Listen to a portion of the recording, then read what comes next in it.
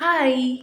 അപ്പം ഇന്നത്തെ വീഡിയോ തമ്മിൽ കണ്ടപ്പോൾ നിങ്ങൾക്ക് മനസ്സിലായിട്ടുണ്ടാവും. ലാസ്റ്റ് നമ്മുടെ വ്ളോഗ് ഇട്ട സമയത്ത് അതിൽ നമ്മളെ കൂട്ടിക്കൊണ്ടുപോകുന്ന ചന്തുൻ്റെ അച്ഛൻ്റെ വീട്ടിലേക്ക് പോകുന്ന വീഡിയോ ഇട്ട സമയത്ത് അതിൽ അമ്മൂമ്മ മുറുക്ക് ഉണ്ടാക്കുന്ന ഒരു പാർട്ട് ഉണ്ടായിരുന്നല്ലോ. അപ്പം അത് കണ്ടിട്ട് ആരെല്ലോ ചോദിച്ചു, ഈ മുറുക്ക് ഉണ്ടാക്കുന്നതിൻ്റെ ഒരു ഡീറ്റെയിൽഡ് റെസിപ്പി ഇടാൻ പറ്റുമോ എന്ന് ചോദിച്ചു. എല്ലാവരും പറഞ്ഞു മുറുക്ക് കാണാൻ നല്ല ഭംഗിയായിനി, പിന്നെ അതേപോലെ ടേസ്റ്റ് സൂപ്പർ ടേസ്റ്റ് ആയിരുന്നു. അപ്പം അതിനൊരു റെസിപ്പി ഡീറ്റെയിൽ ഇടാൻ പറ്റുമെന്ന് ചോദിച്ചു. അപ്പോൾ ഇന്നത്തെ നമ്മളെ video is about the murukku recipe. അപ്പോൾ ഇന്ന് അമ്മമ്മയുടെ വന്നിട്ടുണ്ട്, അതുകൊണ്ട് തന്നെ ഇന്ന് ഒരു ചെറിയ ക്വാണ്ടിറ്റി നമ്മളെ വീഡിയോന് വേണ്ടിയിട്ട് നമ്മളൊരു റെസിപ്പി ഡീറ്റെയിലായിട്ട് പറഞ്ഞുകൊണ്ട് നമ്മളൊരു കുഞ്ഞു വീഡിയോ. അപ്പം ഇത് അരി ആദ്യം കഴുകിയിട്ട് ഊറ്റി വെച്ചത് അല്ലേ? ഓക്കെ. ഇനി അത് ഉഴുന്ന് വറുത്ത മാറ്റിയതിന് ശേഷം അത് ഉഴുന്ന് പൊടിച്ചിട്ട് അല്ല ഉഴുന്ന് ഇനിയിപ്പോൾ 2 ദിവസം മുന്നേ വറുത്ത് പൊടിച്ച് വെച്ചാലും കുഴപ്പമൊന്നുമില്ല. ഉഴുന്ന് നമുക്ക് എപ്പോഴും ഉഴുന്ന് പൊടി സ്റ്റോക്ക് ഉണ്ടെങ്കിൽ നമുക്ക് അതിനനുസരിച്ചിട്ട് ഉണ്ടാക്കാം, മുറുക്കുണ്ടാക്കാം. അപ്പോൾ അതിന് കണക്കായിട്ട് ഉഴുന്ന് പൊടി എടുക്കുമ്പോൾ അതിന് കണക്കായിട്ട് അതിൻ്റെ 4 ഇരട്ടി ഉഴുന്നിൻ്റെ 4 ഇരട്ടി അരി വേണമെന്നേ ഉള്ളൂ. അരി പൊടിയായിട്ടും എടുക്കാം. അരി വറുത്ത പൊടിയും ഉണ്ടാക്കുന്നുണ്ട്, നല്ല മിക്സിയിലിട്ട് ഇങ്ങനെ കഴുകി ഊറ്റിയിട്ട് എടുത്ത പൊടിയും എടുക്കാം. നമ്മുടെ സൗകര്യം പോലെ നേരത്തെ വറുത്ത പൊടി ആക്കുന്നതിനൊന്നും കുഴപ്പമൊന്നുമില്ല. 2 ഗ്ലാസ് അരി, അതിൻ്റെ 4 പിഴിഞ്ഞെടുക്കാം. 1/2 ഗ്ലാസ് എടുക്കാം. പിന്നെ കുറച്ച് ഇത്രയും കൂടെ 1 സ്പൂണും കൂടെ അരി എടുത്താലും കുഴപ്പമില്ല. കുറേ എടുക്കാം. എന്ത് ഉഴുന്ന് എന്നിട്ട് ഒരു ഗോൾഡൻ കളറിൽ വറക്കുക. ഓക്കെ. വറുത്തിട്ട് പൊടിക്കുക. പൊടിച്ചിട്ട് അരിക്കണം. ചിലപ്പോൾ ചെറിയ ചെറുതരിമാരി ഉണ്ടാവും, അത് കളയണം. ഈ അരി ഉഴുന്നും വറവരെ പൊടിക്കുക. ഉഴുന്ന് വറുത്തതല്ലേ, അരി നനഞ്ഞതല്ലേ, നനഞ്ഞ അരി പിന്നെ ഊറ്റിയിട്ടില്ലേ കുടിക്കുന്നത്. ഉഴുന്ന് പൊടിച്ചിട്ട് അത് മാറ്റി വെച്ചതിന് ശേഷം ആ ജാറിൽ തന്നെ അരി പൊടിക്കാം. അരി അങ്ങനെ പൊടിച്ചിട്ട് അതുപോലെ തന്നെ അരിയും അരിക്കണം. കൂടുതൽ കറലയും പാടില്ല, അധികം നൈസും ആവണ്ട. കുറച്ച് തരി വേണമെന്നായിരുന്നു. ഒരുവിധം നൈസ് തന്നെ, കുറച്ച് തരി അങ്ങനെ പൊടിച്ചെടുക്കുക. ഇതിനിപ്പോൾ നമ്മൾ കുറച്ച് 2 ഗ്ലാസ് അരിയുള്ളതുകൊണ്ട് 1 മുറി തേങ്ങേൻ്റെ പാല് എടുക്കുന്നുണ്ട്. തേങ്ങാപ്പാലിൽ ചിലവർ തേങ്ങാപ്പാൽ ഇല്ലാണ്ട് വാക്കും, പക്ഷെ നമ്മൾ പണ്ടേ തേങ്ങാപ്പാലിലാണ് നമ്മൾ ഉണ്ടാക്കുന്നത്. ചിലവർ തേങ്ങാപ്പാലില്ലാണ്ട് ഉണ്ടാക്കുക. ഇതിലിപ്പോൾ 1 മുറി തേങ്ങ, അതിപ്പോൾ 1 ഗ്ലാസ് വെള്ളം ഇതിൽ ആക്കിയിട്ട് എടുത്താൽ മതി. ആദ്യം നല്ല പാലെടുത്ത് വെക്കുക, എന്നിട്ട് മാറ്റിയിട്ട് 1 മുറി തന്നെ തേങ്ങേൻ്റെ പകുതി മുറി. അപ്പോൾ പിന്നെ ഒരു ഗ്ലാസ് പാൽ ആദ്യം പാലെടുത്ത് മാറ്റി വെച്ചതിന് ശേഷം ആ തീരെ തന്നെ ഇട്ടിട്ട് കുറച്ചും കൂടെ വെള്ളം ഒഴിച്ചിട്ട് വീണ്ടും പാലെടുക്കാം. ആവശ്യമുണ്ടെങ്കിൽ കുഴക്കാൻ എടുത്താൽ മതി. പിന്നെ ഇതിനിപ്പോൾ ഒരു 2 ടേബിൾ സ്പൂൺ വെള്ളം എടുക്കാം. ഒരു ജീരകം അത്ര അധികം വേണ്ട, 1 ടീസ്പൂൺ ജീരകം, 1 ടീസ്പൂൺ എടുക്കാം. 1 ടേബിൾ സ്പൂൺ ഇതൊക്കെ മതി. അതുകൊണ്ട് 1.5 ടീസ്പൂൺ ജീരകം, സാധാരണ ജീരകം. പിന്നെ കുരുമുളക്, ചിലവർ കുരുമുളക് ഇടും, ചിലവർ ആൾക്കാർ ഇടില്ല, പക്ഷെ ഞങ്ങൾ ഇടാറുണ്ട്. ഒരു 1.5 ടീസ്പൂൺ കുരുമുളക് ഇടും. കുരുമുളകും ജീരകവും ചെറുതായിട്ട് പൊടിക്കുന്നുണ്ട്. പൊടിക്കാൻ നൈസാറ് ചെറുതായിട്ട് പൊടിച്ചിട്ട് ഈ പൊടിയിലോട് മിക്സ് ചെയ്യുക. എള്ള് കഴുകി ഇടുക. തേങ്ങാപ്പാൽ ഉപ്പ് ഇടുക, ആവശ്യത്തിന് ഉപ്പ് ഇട്ടിട്ട് തേങ്ങാപ്പാൽ വെച്ചിട്ട് പിന്നെ കുഴക്കുന്ന സമയത്ത് കുറച്ച് നെയ്യ്, 1 ടേബിൾ സ്പൂൺ നെയ്യ് ഒഴിച്ചാൽ നല്ലതാണ്. കുഴക്കണം, 1 ടേബിൾ സ്പൂൺ നെയ്യ് ഒഴിച്ചിട്ട് കുഴക്കുക. സാധാരണ നമ്മൾ ചപ്പാത്തിക്കെല്ലാം കുഴക്കുന്ന പരുവത്തിൽ കുഴക്കണം. കുഴച്ച് വെച്ചിട്ട് കുഴച്ച ഉടനെ ഉണ്ടാക്കാം, അല്ല കുറച്ച് സമയം വെയിറ്റ് ചെയ്താലും കുഴപ്പമില്ല. ഓക്കെ. അപ്പോൾ ഇനി ബാക്കി ആക്കുന്നതിന് നമുക്ക് ഓരോരോ പറഞ്ഞുകൊണ്ട് പോവാം അല്ലേ? അപ്പം ഇത് എത്ര ഏകദേശം ഇതിൻ്റെ പരിവാകുമ്പോൾ ഒന്ന് പറയാം. കുറച്ചുകൂടി കളർ വേണം, ഒരു ബ്രൗൺ കളർ ആവണം. അധികമായിപ്പോറ് ഈ പച്ച മാറുന്ന മാതിരി ഒരു ബ്രൗൺ കളറായിട്ടാകുമ്പോൾ മാറ്റി വെക്കുക. തണിഞ്ഞിട്ട് പൊടിച്ചത്.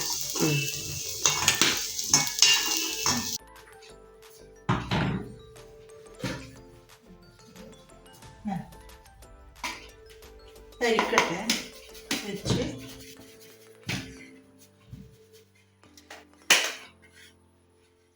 ഉഴുന്ന് നൈസായിട്ട് കൊടുക്കാം. നൈസായിട്ട് കൊടുത്ത് ഇതിൻ്റെ കടല അതിൻ്റെ കൂടെ തന്നെ അതിൻ്റെ അകത്ത് തന്നെ അരി ഇട്ടിട്ട് പൊടിക്കുന്നതിന് കുഴപ്പമൊന്നുമില്ല. ഈ സാധാരണ നമ്മൾ മാറ്റി വെക്കും. പക്ഷേ ഇതിൻ്റെ കൂടെ തന്നെ അരി ഇട്ട് പൊടിച്ചാലും കുഴപ്പമൊന്നുമില്ല. പൊടിയൊന്നും ആദ്യം ഇതിൽ തന്നെ അരി പൊടിക്കുക.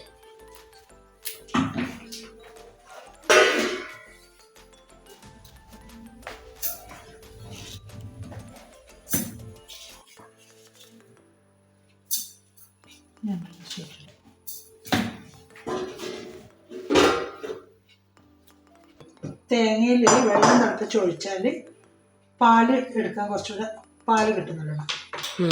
തേങ്ങ തിരുമ്മിയിട്ട് അതിൽ വെള്ളം ഒഴിച്ച് വെക്കുക. വെള്ളം ഒഴിച്ചിട്ട് കയ്യിൽ തിരുമ്മിയിട്ട് മിക്സിയിലിട്ടൊന്ന് അടിച്ചാൽ നല്ലോണം പാല് കിട്ടും. ഫസ്റ്റ് പാലങ്ങനെ എടുത്തിട്ട് പിന്നെ അതിട്ടിട്ട് വീണ്ടും കുറച്ച് വെള്ളം ഒഴിച്ച് വീണ്ടും പാലെടുത്ത് നോക്കുക. ആവശ്യമെങ്കിൽ ഉപയോഗിക്കാം.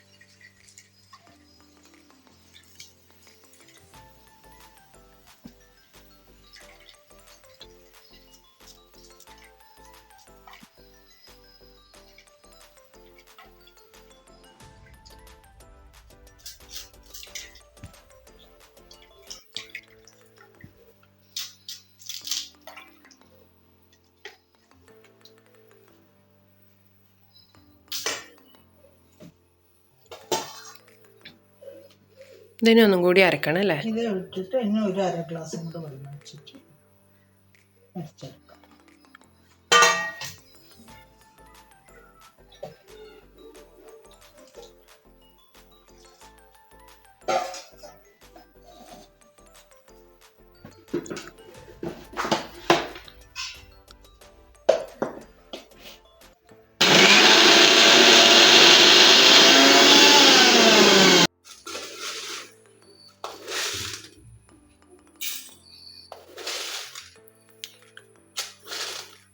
രണ്ട് ടീസ്പൂൺ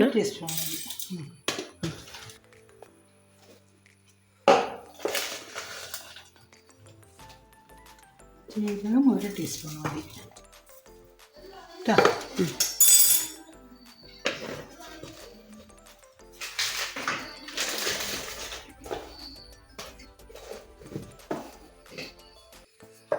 ക്രഷ് ചെയ്തിട്ട് ഇടാം. ഓക്കെ.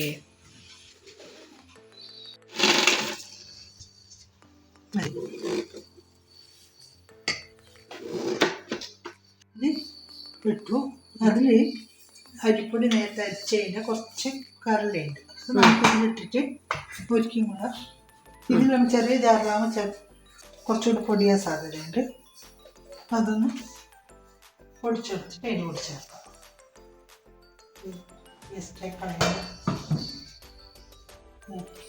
ഒരു സ്പൂൺ ഉണ്ട് ഇട്ടു. ഒരു സ്പൂൺ കൂടി അതായത് 2 ടേബിൾ സ്പൂണ് കുറച്ച് കാണാൻ 2 ടേബിൾ സ്പൂൺ എള്ള് ഇട്ടു.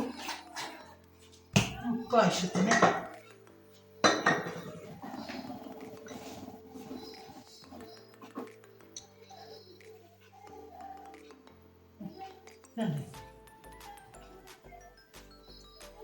ഇതായിക്കോട്ടെ, നോക്കിയിട്ട് വേണം ഇടാം.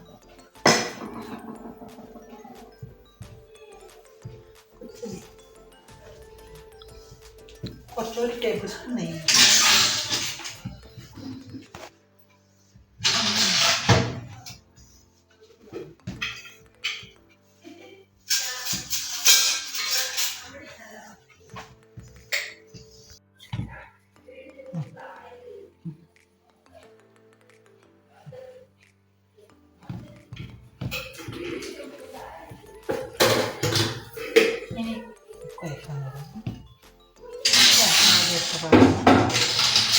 അത് ഫസ്റ്റ് എടുത്ത പാലാ?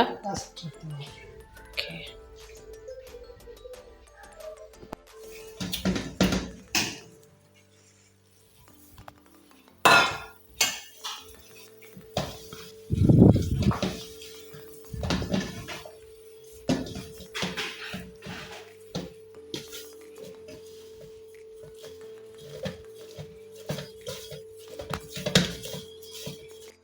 That's all.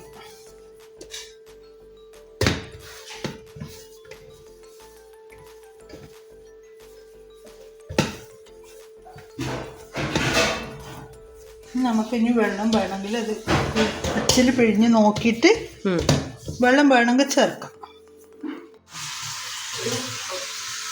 വെള്ളത്തുണിയാണ് നല്ലത്. നനച്ചിട്ട് ഇതിലാണ് നമ്മളിത് പിഴിഞ്ഞ് വെക്കുന്നത്.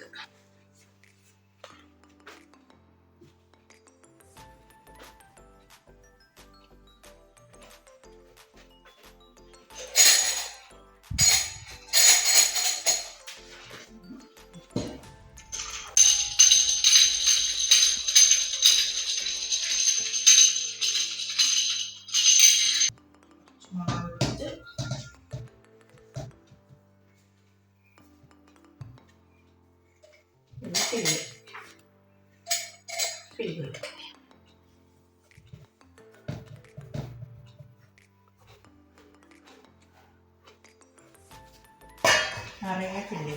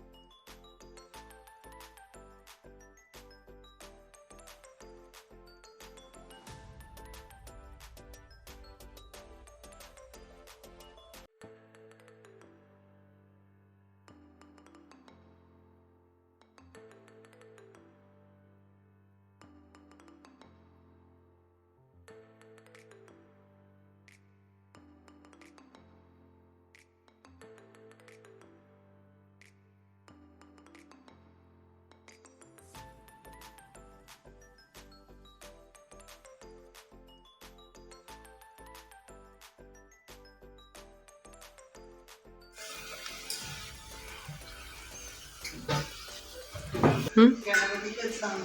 ഏത് നമ്മളെങ്ങനെ വെച്ചാൽ നമ്മളെ പണ്ടേ വീട്ടിലെല്ലാം പലഹാരം ഉണ്ടാക്കിയാൽ അമ്മയെല്ലാം ആദ്യം ഗണപതിക്ക് എടുത്ത് വെക്കും. അതിൻ്റെ ഇതെന്നാ അങ്ങനെയല്ല ഈടിയോ അല്ലേ എപ്പം ആക്കിയാൽ ആദ്യം ഗണപതിക്ക് വെച്ചിട്ടാണ് പിന്നെ നമ്മൾ കഴിക്കുള്ളൂ. എന്നിട്ട് അവസാനം ആ ഗണപതിക്ക് വെച്ചത് നമ്മൾ തന്നെ എടുത്ത് കഴിക്കും. ഗണപതി ഭക്ഷണപ്രിയനാണ് പൊതുവെ.